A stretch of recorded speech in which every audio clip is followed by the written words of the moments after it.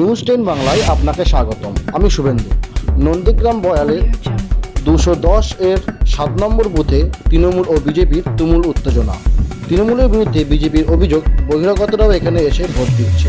অপরদিকে তৃণমূলের অভিযোগ তারা এখানকার বাসিন্দা আর এখানকার ভোটার বলে দাবি করে। ঘটনাস্থলে তৃণমূলের সুপ্রিমো মমতা ব্যানার্জি বয়াল 7 নম্বর বুথে ভোট প্রক্রিয়া দেখার জন্য ঘটনাস্থলে পৌঁছায় এবং নির্বাচন কমিশনকে ফোন করে বলেন এখানে যেরকম ঝামেলা সৃষ্টি হচ্ছে তা যেন সুষ্ঠুভাবে ভোট প্রক্রিয়া শেষ হয়, তার জন্য আবেদনও করলেন। আসুন দেখে নিন সেই চিত্র নিউজ 10 বাংলার পর্দায়। নন্দীগ্রাম থেকে সুভাষ মিশ্রের report, news 10 Bangla.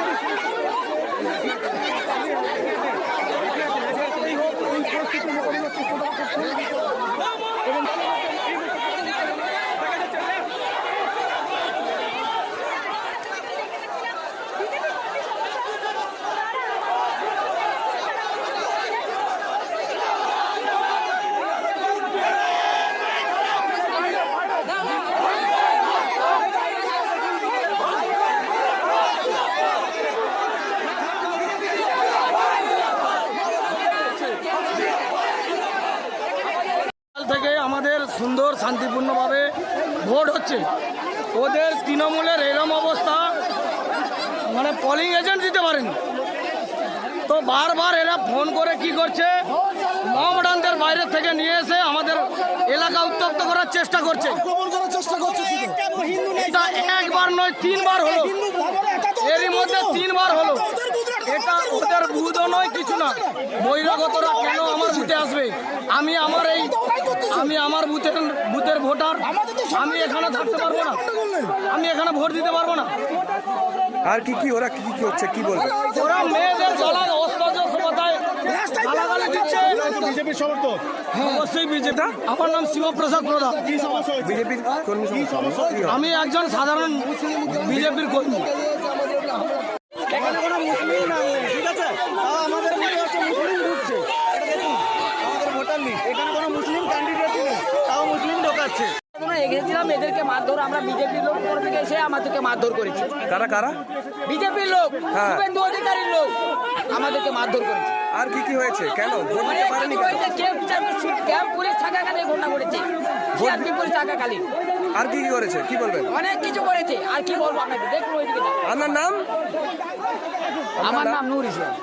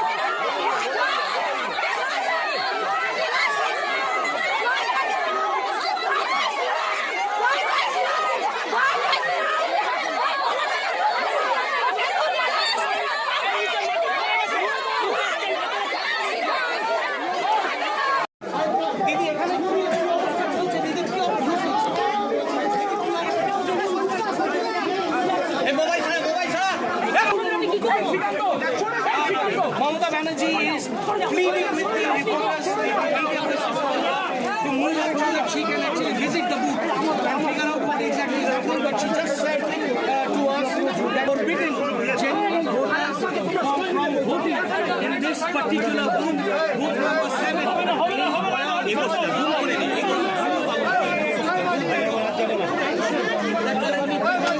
In this premises where booth number 7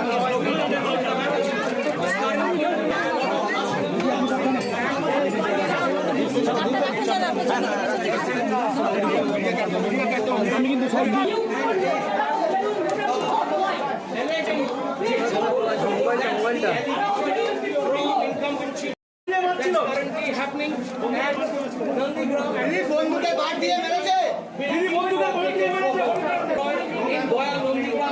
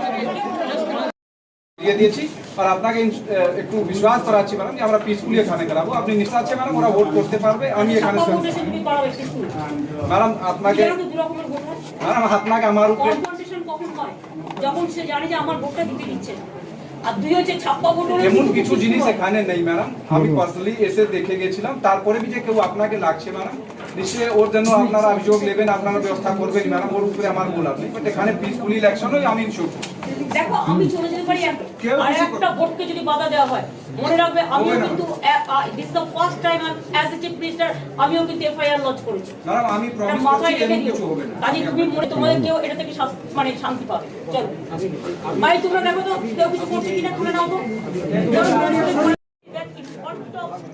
school they can't sound this is against the election rule 21 এরে ভাই এত চাপ দিস না এটা যাচ্ছে এটাও মনে রাখবে যে 63টা কেস আমি করেছি অলরেডি এটা পরে আমার দিয়ে যান আমি টাইমটা দিব মনে করেন একটু আপনার জায়গা লিখ করার সম্ভব আপনি অন্য কাউকে দিয়ে দিতে পারেন সে তাড়াতাড়ি স্ট্যাম্প করে নিয়ে আসতে পারে বাট আপনি নিশ্চয়ই ল অ্যান্ড অর্ডার দিন কেন police is not taking any action what can I do is not with my hand is the hands of election যেখানে নজিরবিহীনভাবে শুধু নন্দীগ্রাম বিধানসভা কেন্দ্রে 144 ধারা জারি করা হয়েছিল সেখানে বুথের বাইরে এত মানুষ জমায়েত 200 kilometers পর্যন্ত করেছিল and it is within 50 I think 30-40 kilometers meter 200 meters পর্যন্ত ওরা করেছে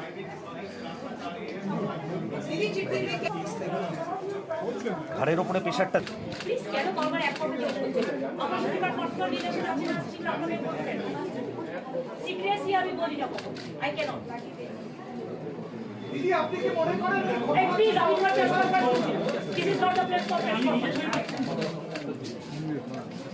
আমরা সমস্ত রিপোর্ট নিয়ে বলবো that internal matter I can't discuss here in the room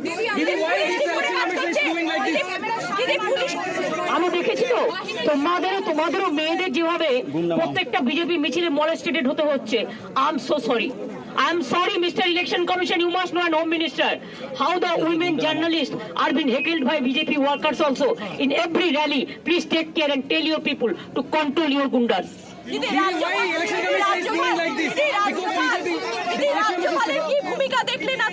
দেখুন, আমি ওনার সাথে পার্সোনালি কথা বলেছি, আমি পার্সোনাল সিক্রেসি মেনটেন করি। I can't say whatever I discuss with the observers or whatever I discuss with the governor, that is absolutely my confidential and secret matter, that I am not going to disclose.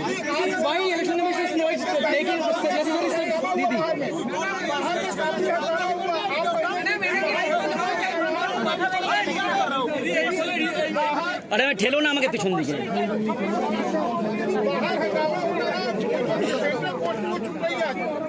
आप पूछो ना, वो क्या करेगा बेचारा? वो लोग तो सेंट्रल फोर्सेस है, हम उसको लिए I am proud of them, हम उसको हमारा बाबा सिस्टर मानते हैं, लेकिन वो तो होम मिनिस्टर इंस्ट्रक्शन दिया है। क्यों इलेक्शन कमीशन होम मिनिस्टर का इंस्ट्रक्शन सुनेगा? और इलेक्शन का अंदर में अगर वो साउटिंग स्लोगन चले, पब्लिक को गांव से नहीं आने दे, तो किसका गलती है?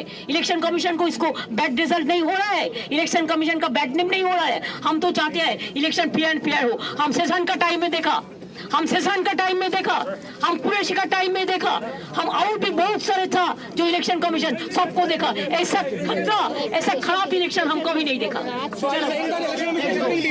बस होएगा। 21 booth number, this Ambaran, this Gokul and 6 booth number also 6-7 to take all care, so there will be no violence. আপনারা প্রেস স্টপ করুন। এশিয়ানেট বুমটাও আমি আপনাদের সকলকে বলছি, বুম হাটাও, এশিয়ানেট বুম হাটাও, অন্যান্য ল্যাঙ্গুয়েজে করে নেবেন, কারণ এটা বাংলা ভোট। বুমটা সরাতে বলো, বুমটা সরাতে বলো, বুম দাদা বুমটা সরাতে বলো, কোনো কারণ বুম নেই না মাথা।